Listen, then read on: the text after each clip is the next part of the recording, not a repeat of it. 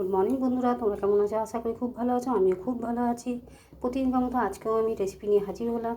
দেখো, আজকে বানাবো ফিশ ফিঙ্গার। ফিশ ফিঙ্গার তো অনেক রকমভাবে খেয়েছো। আমি আজকে যেভাবে বানাবো তোমরা অতি সহজেই ঘরে থাকা উপকরণ দিয়েই তোমরা বানিয়ে নিতে পারবে। বেশি কথা না বলে কী কী উপকরণ লাগছে, কীভাবে বানাচ্ছি সব কিছু তোমাদের সাথে শেয়ার করে দেবো। দেখো বন্ধুরা, এখানে আমি আদা, রসুন আর কাঁচা লঙ্কার পেস্ট করে নিয়েছি। এখানে লঙ্কা গুঁড়ো নিয়ে নিয়েছি, কাশ্মীরি লঙ্কার গুঁড়ো। এখানে একটু হলুদ, নুন, সামান্য পরিমাণে একটু চিনি 2-4 দানা নিয়ে নিয়েছি। আর এখানে আমি নুন, হলুদ আর একটু তেল আর কাগজি লেবু মাখিয়ে আগে থেকে মাছটা রেখে দিয়েছিলাম। আর এখানে আমি নিয়ে নিয়েছি মসুরির ডাল গুঁড়ো করে, শুকনো কাঁচা মসুরির ডালটাকে মানে শুকনো গুঁড়ো করে নিয়েছি। আমি অল্প সামান্য নিয়েছি, প্রয়োজন হলে আবার পরে নেব। এবারে আমি মাছটাকে আগে মশলা দিয়ে আগে মাখিয়ে নেব। এই সমস্ত মশলাটা মাছটার গায়ে ভালো করে মেখে নেব।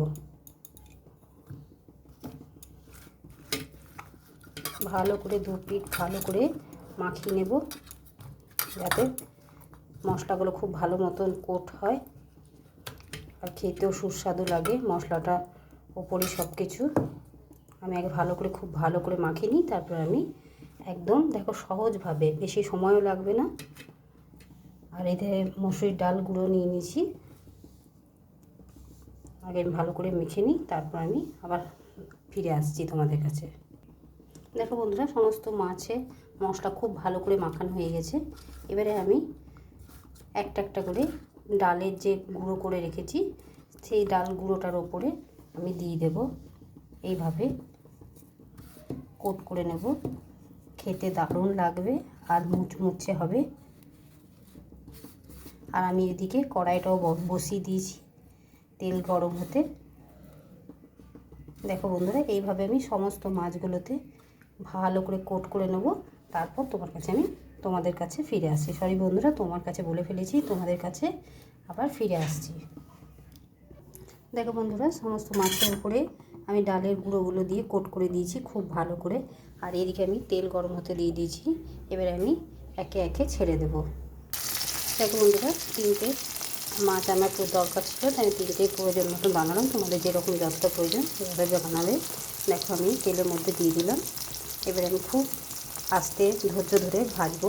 খুব হাই ফ্লেমে দিলে চলবে না, মিডিয়াম দিতে হবে, তবেই মুচমুচে ক্রাঞ্চি ভাজাটা হবে।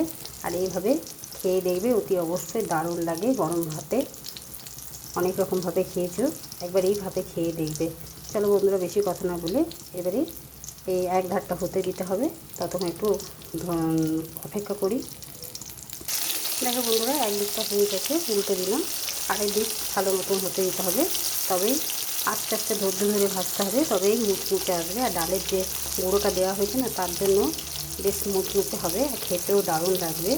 একবার অতি অবশ্যই একবার বাড়িতে বানিয়ে খেয়ে দেখবে, তবে কমেন্ট করে জানাবে যে কেমন লেগেছে আর কেমন হয়েছে। অতি অবশ্যই জানাতে কিন্তু ভুলবে না। ভালো লাগলে লাইক করে দেবে বন্ধুরা, আর তোমরা আমার পাশে থাকবে বন্ধুরা। এইটু তোমাদের কাছে আমার রিকোয়েস্ট রইল। আমি এবারে ভালো করে ভেজে নিই, তারপর তোমাদের কাছে আবার ফিরে আসছি। দেখো বন্ধুরা, ভালো মতন মাছটাকে ভেজে নিলাম। এবারে আমি একটা জায়গায় সার্ভ করে তারপর তোমাদের কাছে ফিরে আসছি। দেখো বন্ধুরা, ফিশ ফিঙ্গারের ফিশ ফ্রাইয়ের রেসিপিটা আমার তৈরি হয়ে গেছে। দেখো তো কত সুন্দর লাগছে, আর খেতেও দারুণ হবে আর একদম মুচমুচে। দেখো, হাতেই তোমাদের আওয়াজ দেখাচ্ছি, পুরো ক্রাঞ্চ হয়েছে। তোমরা বাড়িতে অতি অবশ্যই বানিয়ে খেয়ে দেখবে, আর কেমন লেগেছে অতি অবশ্যই কমেন্ট করে জানাতে ভুলবে না। ভালো যদি লেগে থাকে লাইক, শেয়ার এবং চ্যানেলটিকে সাবস্ক্রাইব করে দেবে, আর পরিবার পরিজনের সাথে শেয়ার করে দেবে। আজকের মতো এতটুকুই, কালকে আবার অন্য কোনো রেসিপি নিয়ে হাজির হবো। সুস্থ থেকো, ভালো থেকো, আর তোমরা আমার বন্ধু হয়ে পাশে থেকো।